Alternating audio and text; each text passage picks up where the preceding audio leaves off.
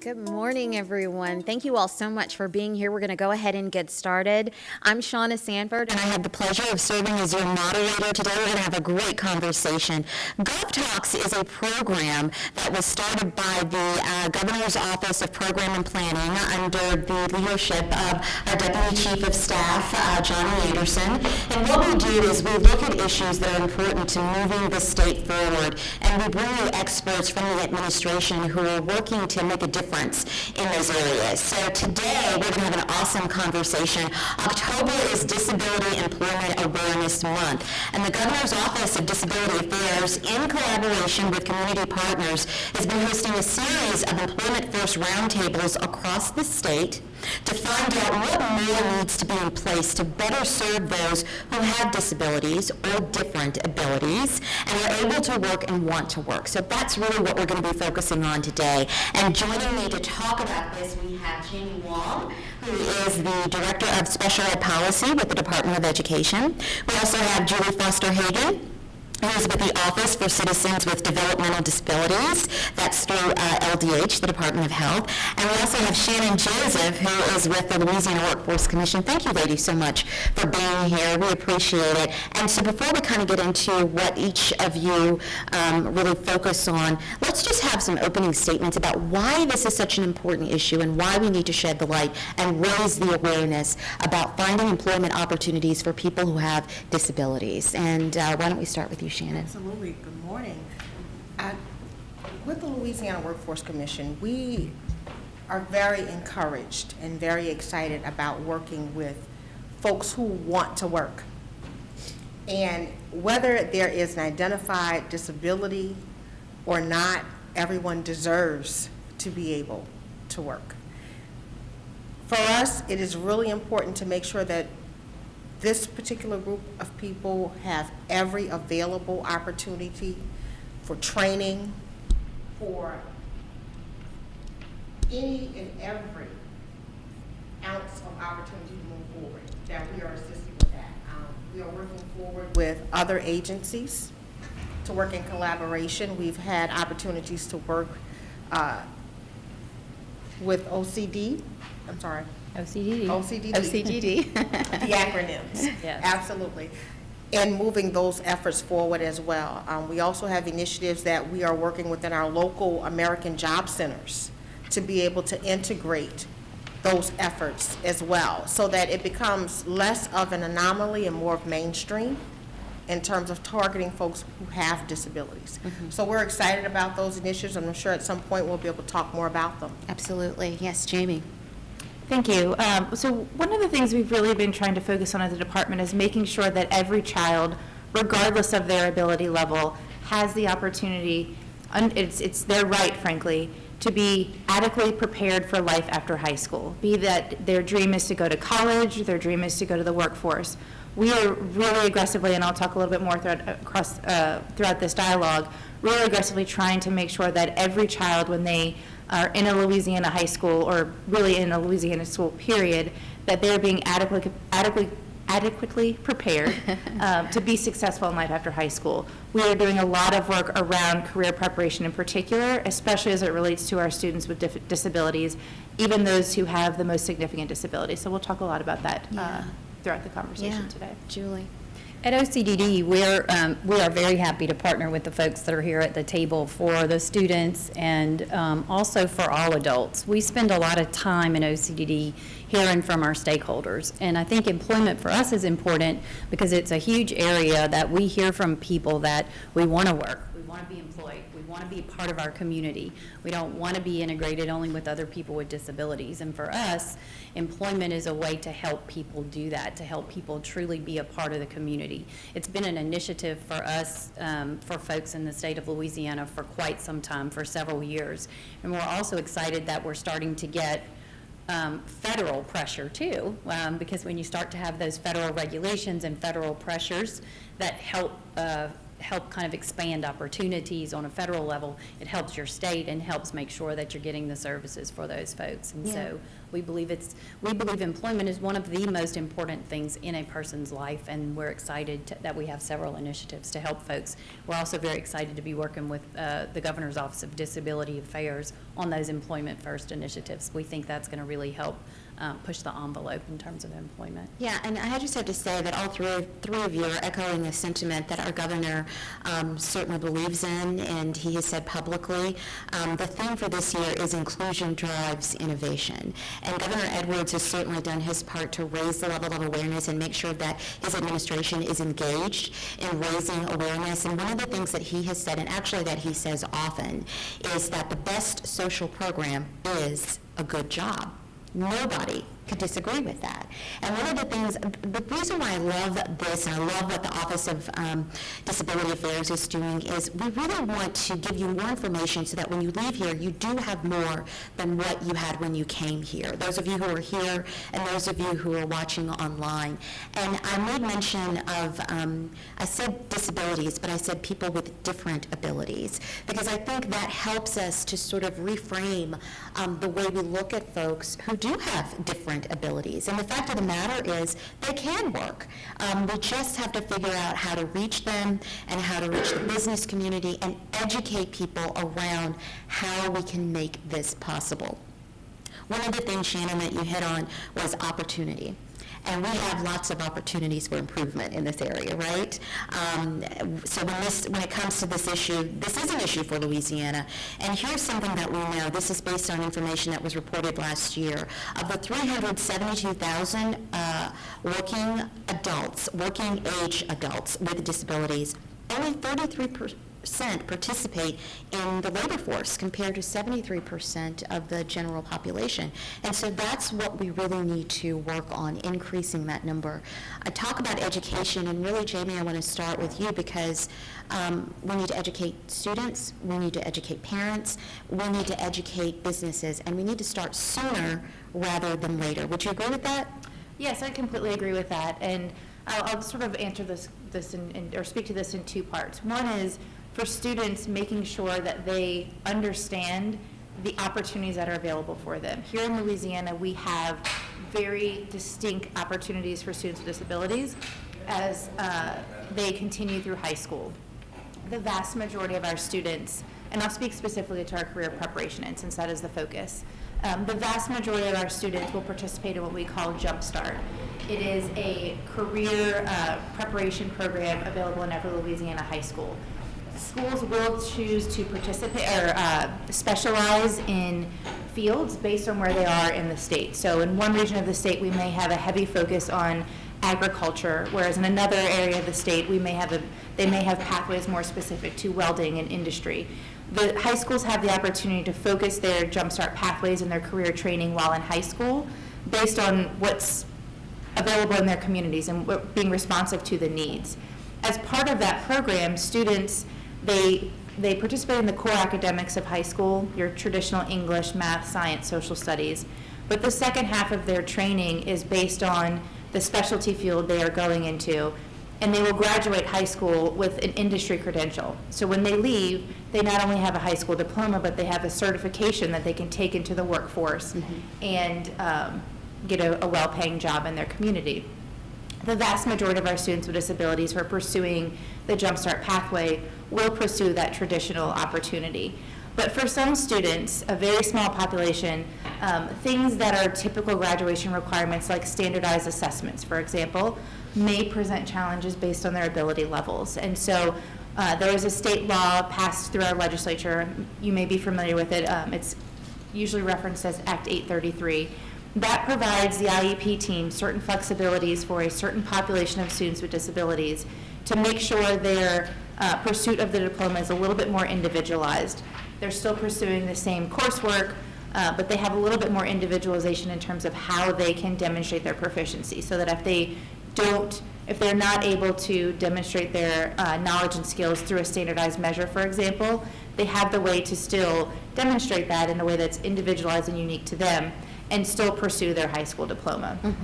We also, about 2 years ago, for students who have the most significant disabilities in our state. Developed a graduation pathway for them that mirrors that traditional pathway and sets a new set of expectations and really, designs a instructional plan for these students. It mirrors that same pathway and provides them opportunities for English courses while in high school, very individualized to their level, all the way through the career preparation end. And so we now have any Louisiana student, when they enter high school, they're no longer entering with the thought of, why am I even here? I'm not going to be able to achieve that diploma. We have an option for every student available, which is huge, particularly for our students with disabilities. I think that is huge, and I'm sorry to interrupt, because that's something I really want to make sure that we all take away and share with people in our communities, is that there are options, real options that really work, right? Right, and so to piggyback on that, there's a world in which you can create policy and create opportunity and put things on paper, but translating that into actual action for individuals becomes the real challenge, making it a real reality. So we have also been working very closely with our school systems to pilot programs, to produce guidance, to really show people and highlight the places where these things are working really well so it can scale up across the state.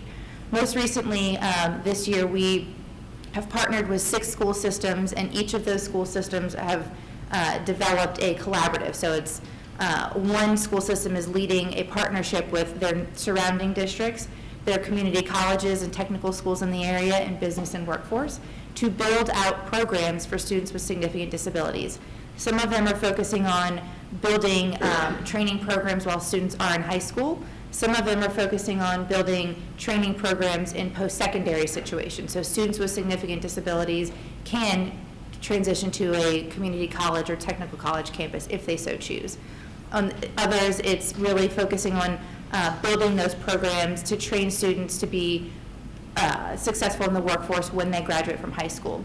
We're doing this across the state. We have 6 partners that are running in this pilot right now, and the result of that will be a statewide set of guidance for other school districts to pick up and really see how you can make these things a real reality for students across the state. Yeah, so I would imagine that it is, it's a mindset that you really have to deal with and work towards changing when it comes to working with parents and working with students. And Julie, I'm just wondering, when you come across this, how do you share with them, there are things that you can do, and here are some of those jobs that are available to you.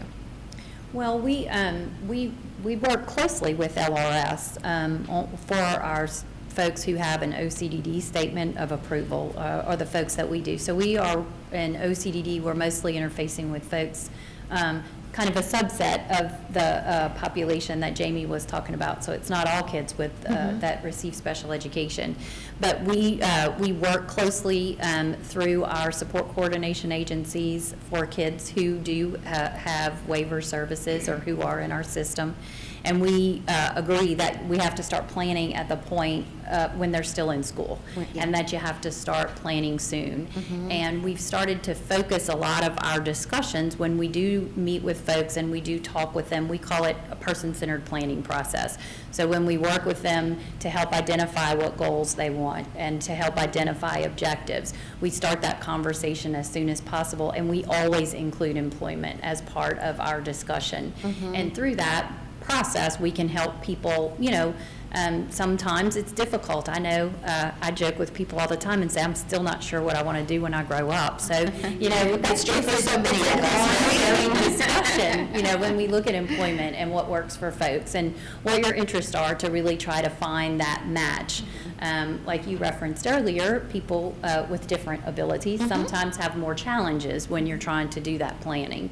And so we work closely to try to really help pull that out in terms of what the person wants and what good matches would be for people. So what sort of occupations are we talking about that are? Well, and it's interesting because when you say talk about change the mindset, and so traditionally in the past when folks thought about jobs for people with intellectual and developmental disabilities, a lot of times it was kind of focused around sheltered workshops or places where there were other people with disabilities and not really integrated into the community. And so you heard, people folks who were trying to support folks in that avenue was a lot about going to a building, and whether it be, you hear a lot about Mardi Gras beads or, Yeah. but it's really not a job you or I would want to have. So we're really working to reframe the discussion and change the culture so that folks with intellectual and developmental disabilities have the same opportunities as anybody in this room. And really the sky's the limit. So there's not really any one particular focus on any one particular occupation, but it's really geared at what strengths that person has, what interests that person has, and what what type of employment would be appropriate for that person. Yeah. So we're trying, the sky's the limit. The I sky's guess. the limit. Yeah, I love that. Shannon, talk about the collaboration that goes on and why that's so important. Absolutely. I think from our standpoint with LWC, because we are in the business of helping people connect with employers, it does become a strong point with working with DOE as well as OCDD. Being able to have conversations with employers about the strengths of these folks is extremely important. You would be amazed at the number of employers who are not exactly up to par with ADA, folks who really don't have a firm understanding that different folks are able to do just as much or more. Yeah. You can't just identify one person based on what their disability says that they are. So we are attempting to help educate in that manner as well, to support the education pieces that are moving forward. We currently have diversity job fairs that are going on throughout the state, where we are inviting employers to come out, have conversations with people, have some one-on-one interaction, so that they can recognize that these folks are skilled like everyone else is skilled. Also educating the employer separately, though, about work opportunity tax credits. A lot of folks don't understand that if someone is receiving federal assistance or even state assistance, there are work opportunity tax credits for that particular employer.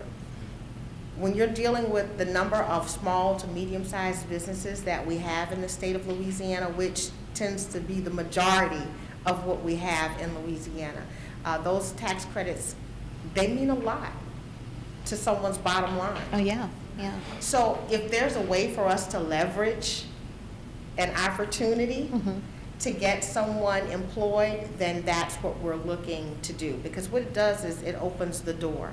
If you see the opportunity to get this tax credit, we also have on-the-job training programs where we will help subsidize some of the salary for folks who are being employed.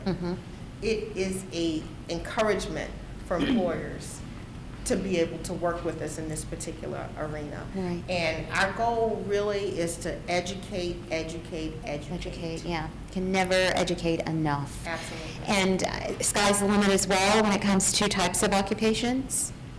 I'm going to echo Julie.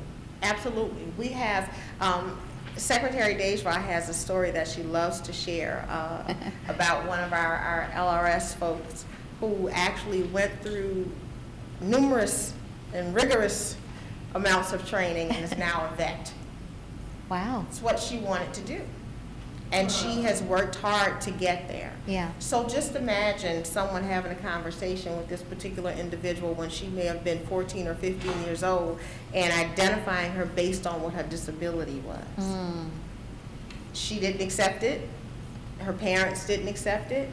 They found ways to help her get the education that she needed to get through a collaboration of effort, not just one particular group.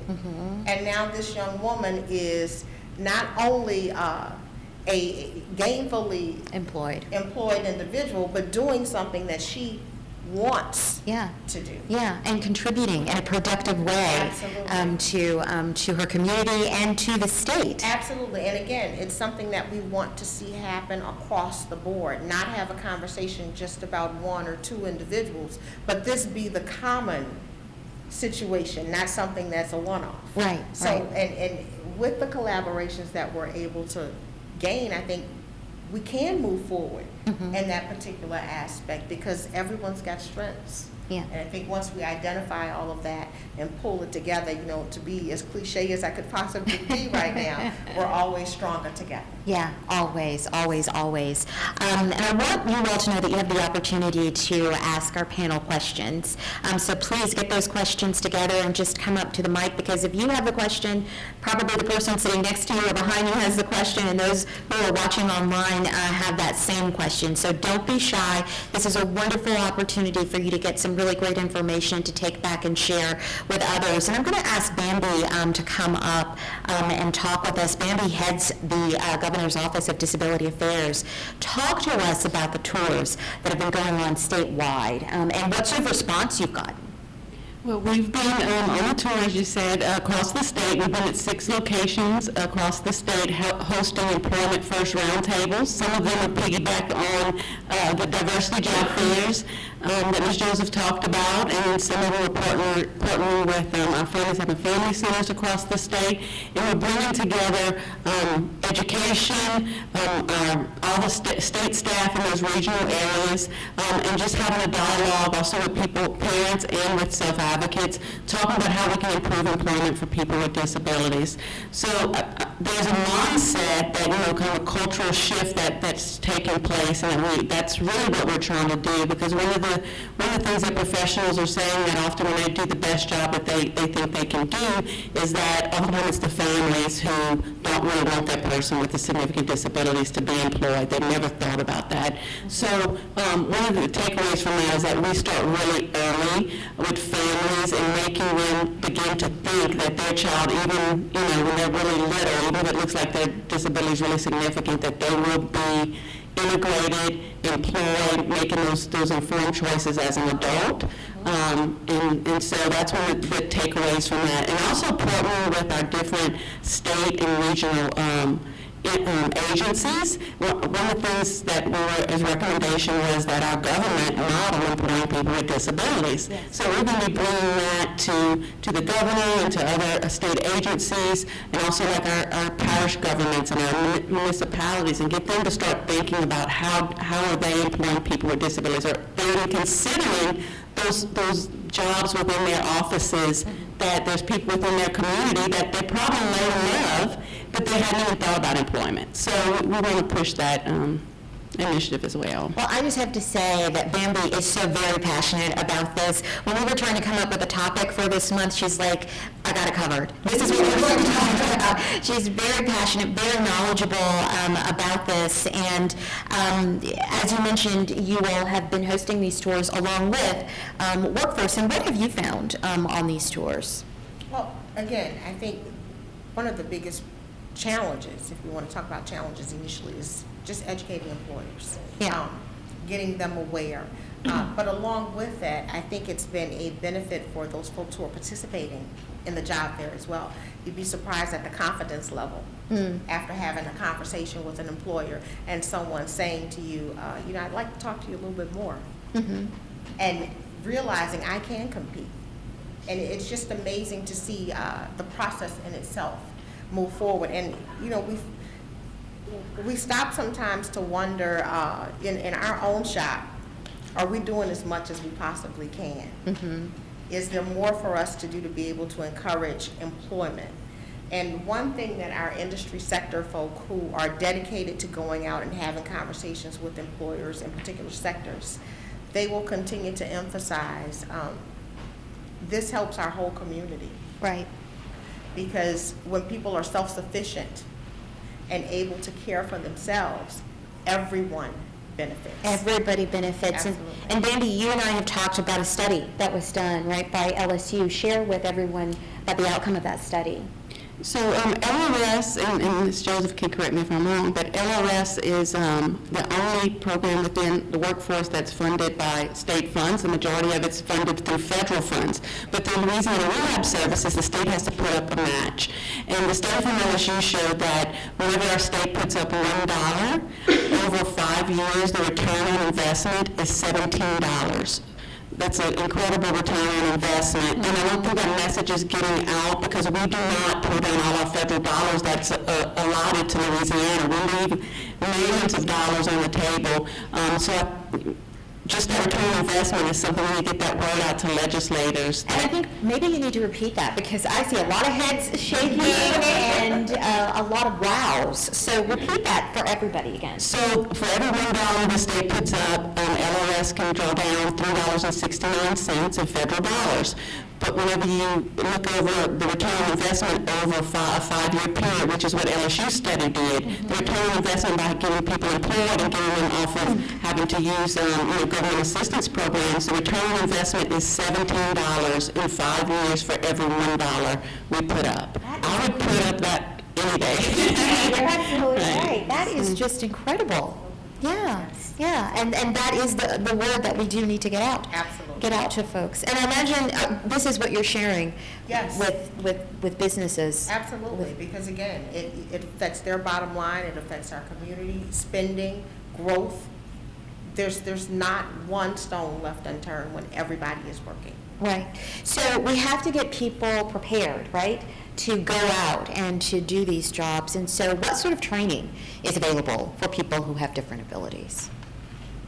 Well, I would sort of echo what I was saying before in the high school experience. A student in Louisiana high school now has the opportunity to do career preparation all throughout their high school experience. A lot of our school systems do partner with LRS to implement the pre-employment transition services. We have a variety of different partnerships that are taking place, and it's really up to the local system in their agreement with LRS and the implementation of the Workforce Investment and Opportunity Act. But in some ways that looks like a partnership between LRS and a local school system to hire what's typically called a transition coordinator or transition support individual in some capacity, where their focus is to work directly with students with disabilities on those employment training skills. Sometimes school systems may use a third-party agreement with a vendor. Opportunity Now is one that some people use, where they come in, it's an outside agency that comes in and works directly with students and tries to build those relationships with businesses in their community. Yeah. To help students as they are in high school, gaining those skills so that when they do graduate, they may continue with LRS, they may be receiving services through OCDD, but the goal is while they're in high school, they're getting that training, so when they leave, they are prepared to be employed in their community. Yeah, and the hands-on training is vital, right? I guess that's what you're finding as you continue to implement these different programs, that it's very vital to helping make sure that these folks are ready to enter the workforce. And if I could just piggyback just a little bit on that, just on the adult side, we are working to form customized training programs as well. These particular programs are geared towards what an employer actually needs in an employee for whatever the particular job is. And if I could just briefly share with you one quick story, we have a medical assistance program that we have run in several of the parishes throughout the state. In one particular program, there was an individual who was identified with some cognitive challenges. He'd been bouncing from job to job for a minute, got involved with us to try and identify what the problems were and how we could help solve that. This particular individual just needed a break, if we want to just be frank about it. He just needed a break. He was able to get into this particular cohort for medical assistance with one of the larger health foundations here in the state, and this individual actually got through a 5-month program, trained to be a medical assistant, a certified medical assistant.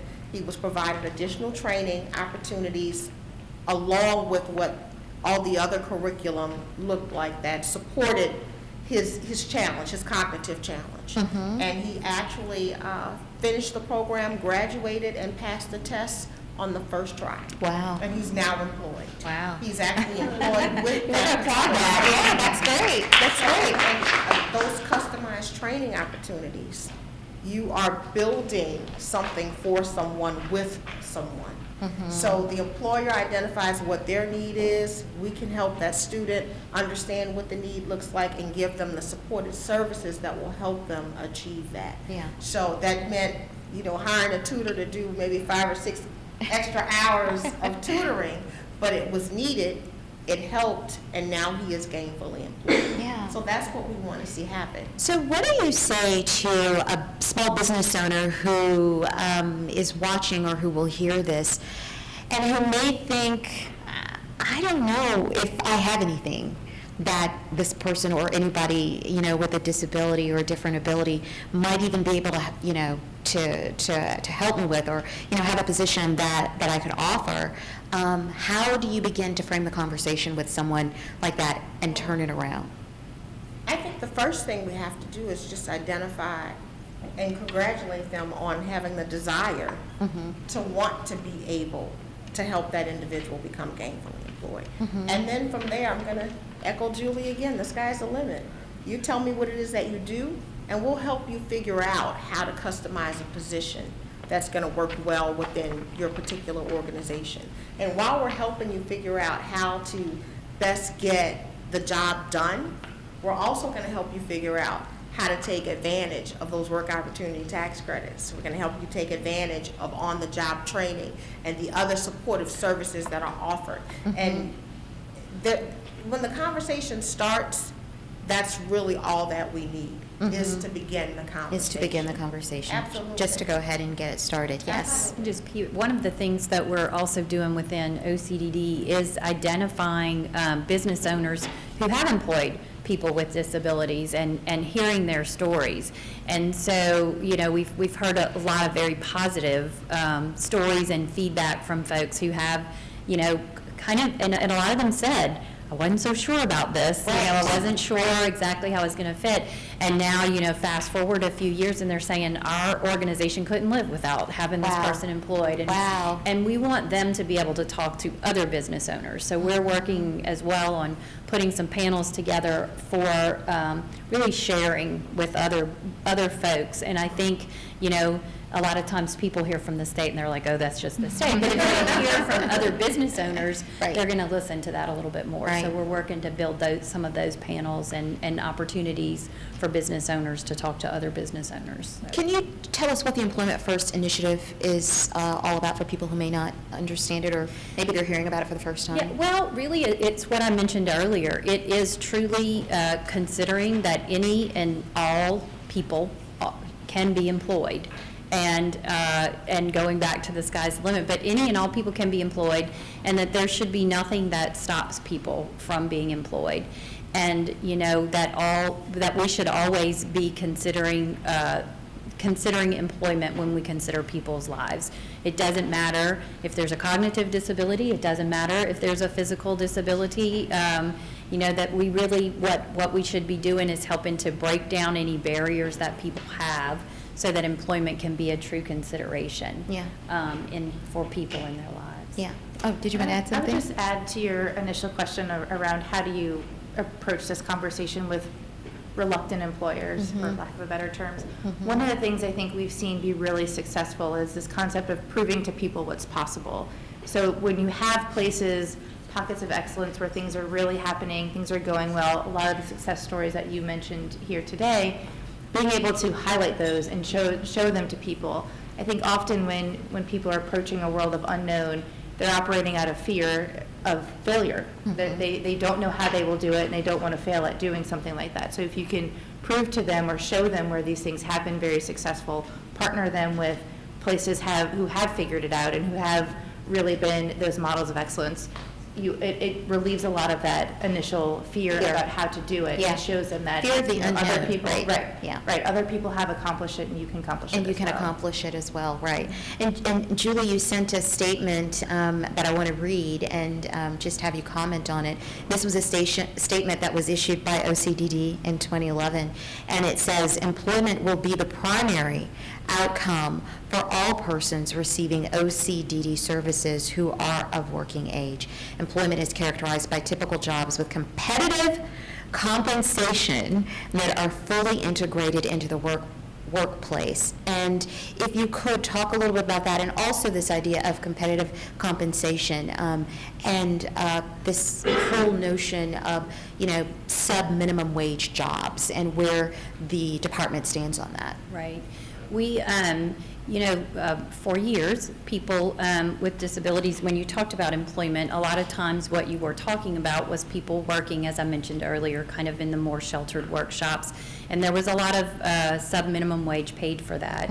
And it is our philosophy in OCDD that we get lots of questions. Is sub-minimum wage going away? And it is our belief that people ought to be paid a competitive, appropriate employment for what they are doing. And so that is what we are striving for. That is what we are moving towards for all people who are employed. We also do continue to move forward, as you said. Not only is it competitive, but it's integrated. So people need to be working alongside other people who don't have disabilities, different abilities. Out in the community and not necessarily sheltered away from other folks. And so we do continue to work towards that. I know LRS has the same, philosophies in terms of all of us moving forward. And as I mentioned earlier, we now have some federal regulations that help us. So we have the Workforce Innovation and Opportunities Act, a lot of folks call WIOA, and we have our home and community-based settings rule that came from CMS, Centers for Medicaid and Medicare Services, that are really helping us push that envelope further, because those are now federal regulations that do mandate competitive, integrated employment at an appropriate wage for folks. Great. Well, I know that we have one question. She's going to get us started off. We'll get her name and her question. And I really want to encourage the rest of you to please bring your questions forward. Take advantage of the opportunity that we have to talk with these experts and get more information that you can take back and share with the people who you are working with in your communities. If you could give us her name and her question, please. Lynette Fontenot is our chairperson for the Governor's Advisory Council for Disability Affairs, and I'm glad to have her here today and she wants to make a comment. I'm Lynette Fontenot. I'm the chairperson of the Governor's Advisory Council on Disability Affairs. It is very important for all people to have a job. People with disabilities need employment just as other people do. So many people with disabilities spend most of their days sitting doing nothing. A job gives a sense of self-worth and helps people with disabilities feel like a part of our communities.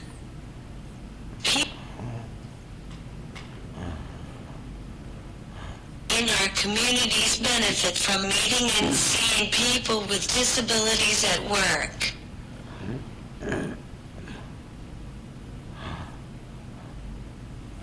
Employment is important to all.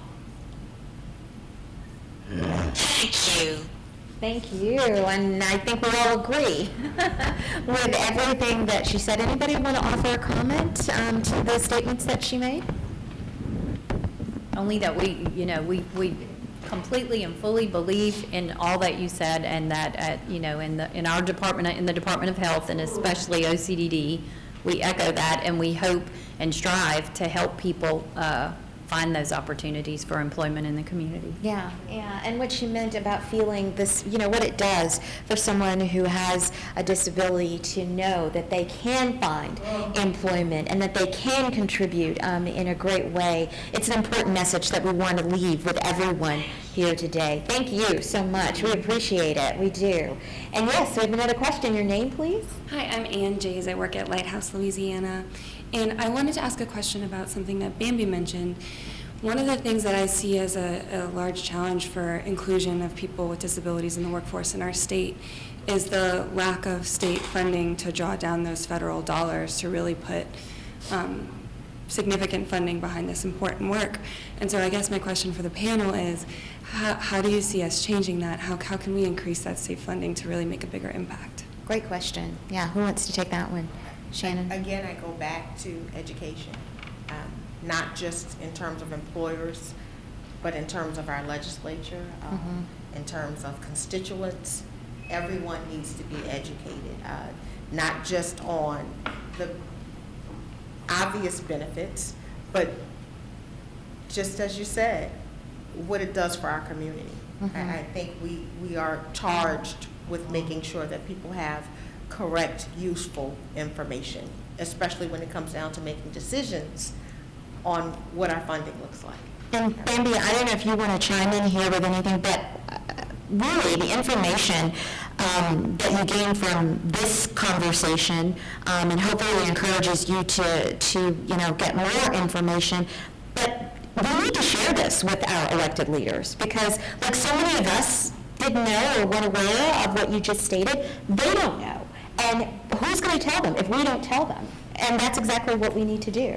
Right, and so I think that it's incumbent upon advocates and people who believe what we're saying here today to go and share that message. And, funding for LS is a huge issue. If we had that funding, we could do much more, but it's also looking at understanding how all of the systems work together. It takes an education system that prepares. It takes OCDD to be funded in a way that it starts from very young. We have to be able to fund early steps. We have to be able to fund waiver services. We have to be able to fund support employment. We need to make sure that we're working with all of our state agencies and being really creative in how we think about employment of people with disabilities, and knowing, Ms. Joseph spoke about the tax credits, that businesses know that's federal dollars that businesses can get to employ people with disabilities.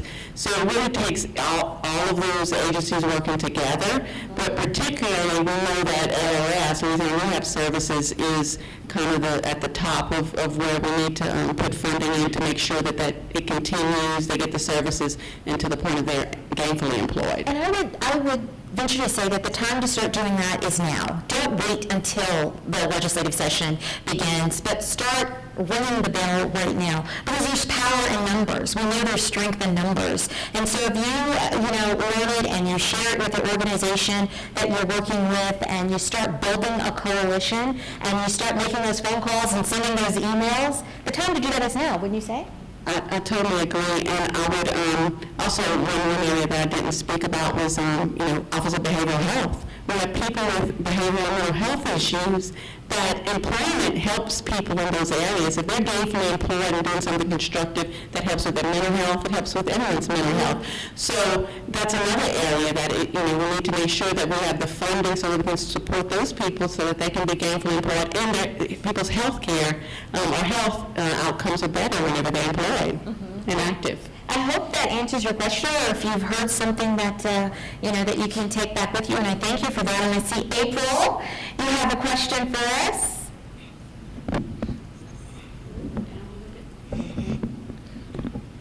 Hello, my name is April Dunn.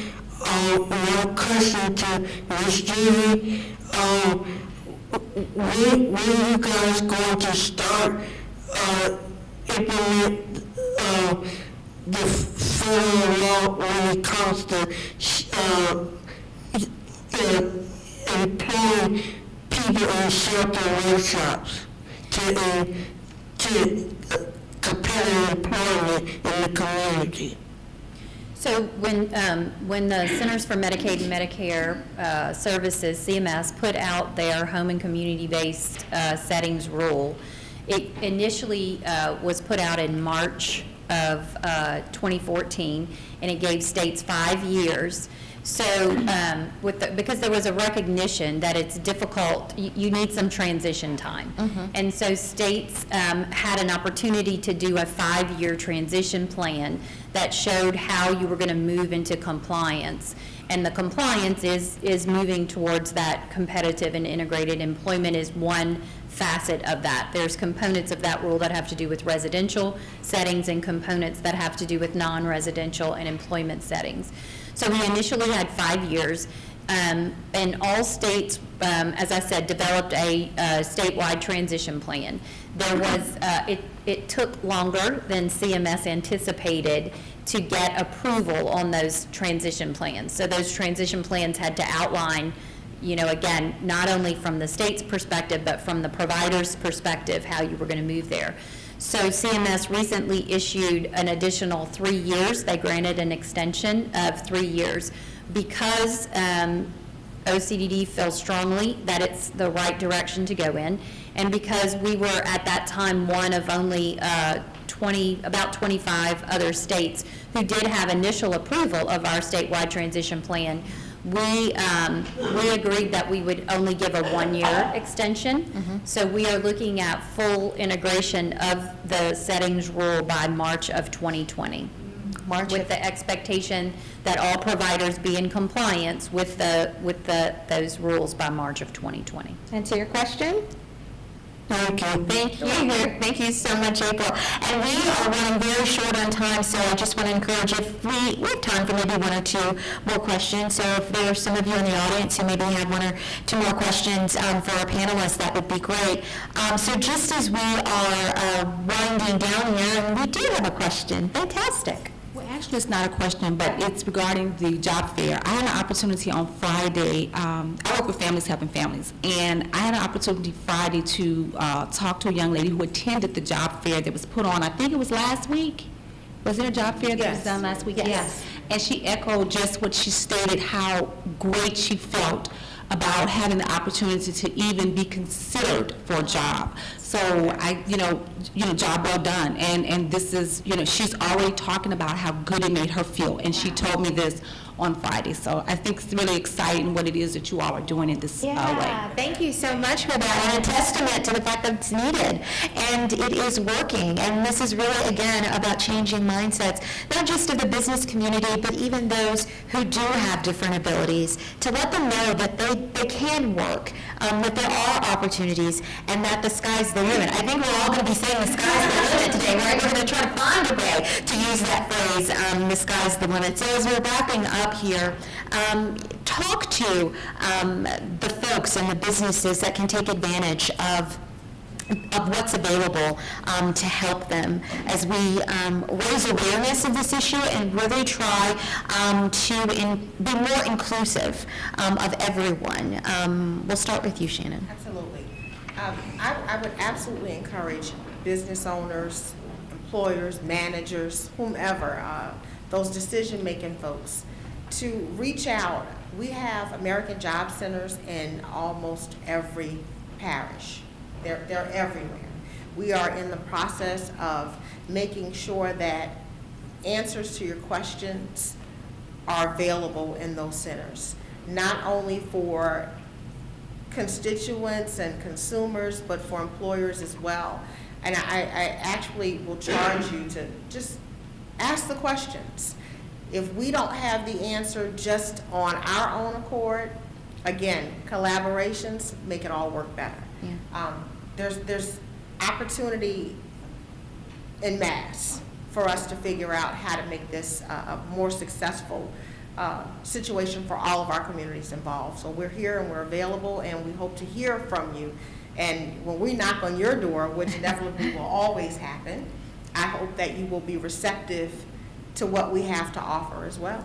And how can people find out about where those centers are located, or just? Absolutely. LAworks.net is That's the easy. easiest way to get to us. LAworks.net will have all of our information on where we're located, emails, contact information, and the like. We're available. Okay, Jamie.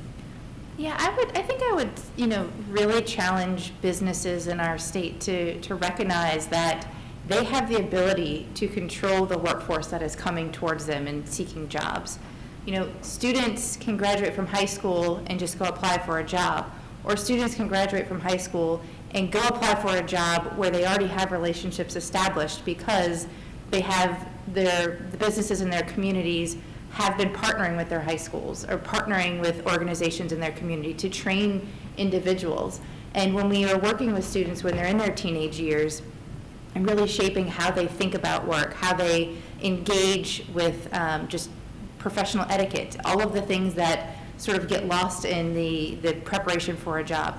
When the businesses themselves are being those partners with the training that's going on in high schools, they are molding the the future workforce, the future applicants that are going to be coming to them on the end. So really, if they think about it as the investment that they are making in the growth of their business, and the investment that they're making in their potential applicants for all students, but particularly those with disabilities, they really have that ability to build their capacity over time if they are building those partnerships and collaborating in a more efficient way. And those structures are there and they exist. People just need to really take advantage of them. And what about parents who are listening, or even students who are listening, and they're saying, oh, how can I find out what more is available to me in my high school? I mean, is there a place for them to go?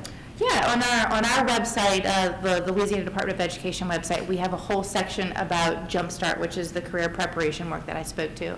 We also, more specifically for our students with disabilities, we have another section on there where we build it out even further. But I would recommend going to the Jumpstart website because all of that information is housed there.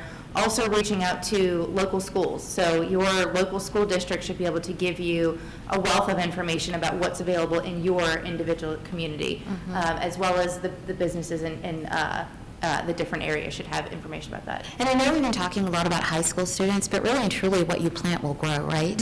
So if we start planting those seeds really early in our kids, whether they have whatever abilities they have, that they can accomplish, that they can, grow up to do really great things, then that will take root, right? And we should really encourage that. Julie. Yeah, I would say, the education and training needs to be full circle. So we do, I'm very glad we're having this conversation today, but we need to keep the conversations. We talk a lot about educating our employers, but recently one of the self-advocates that I know shared a story with me. He recently got a promotion to a new job, and he was leaving the retail industry to move into a different industry. And when he left, he said his parting words to his boss were, make sure you fill my position with another person with disabilities. And his boss said, where are they? They're not coming to apply. So even when we do educate, we also, on the other, again, it needs to be a full circle discussion. We need to also make sure individuals and families aren't afraid to have that discussion, aren't afraid to go apply for those jobs in the communities. And so I would just say we need to make sure we do that. And in terms of OCDD, we do for folks who receive home and community-based waivers, all adults, we do have employment options and available services related to training, related to helping you prepare for a job or helping discover what interest you might have. And then also, once you do have employment, really following along to make sure. So we do have that for kind of along the whole gamut of employment for folks who have home and community-based waivers. And we have other services for folks who are also, kind of waiting for those services, things that our local governing entities can do. So for folks who are looking to find out what they are, I would encourage you to reach out to your local governing entity, your human service district and authority in your area. We do also have information available on our website in the Louisiana Department of Health Office for Citizens with Developmental Disabilities website. But a lot of times it's best to have that one-on-one conversation, and so we do that through our regional offices. So. Yeah, I really like the point that you just made, and I don't think we can hit it home enough. Everybody has a part to play. Government has a part, business has a part, schools have a part, individuals have a part, right? And so everybody needs to be actively engaged. And I would be remiss if I did not give Bambi an opportunity to share any closing thoughts or words that you would like to share with us. Thank you so much. I appreciate everyone being here today. So I think what we've got from this and what we've got from the roundtables going across the state is that we have continued work to do. And this is a big undertaking, and it really, like you said, it takes everyone. So I will definitely be knocking on doors and asking questions and trying to figure out how we can piece everything together and just work to improve our system and our outcomes for people with disabilities. That's one of my main objectives as the director of the Governor's Office of Disability Affairs is that we improve those outcomes for people with disabilities, and I'm just thankful for the work that's already been done and also for the continued collaboration across agencies. Well, thank you very much. Bambi Palazzolo, Jamie Wong, Julie Foster Hagan, and Shannon Joseph. Thank you all so much for the information that you've given. Thank you all for being here today, and thank you guys for watching, and we will see you next time. Give yourselves a round of applause.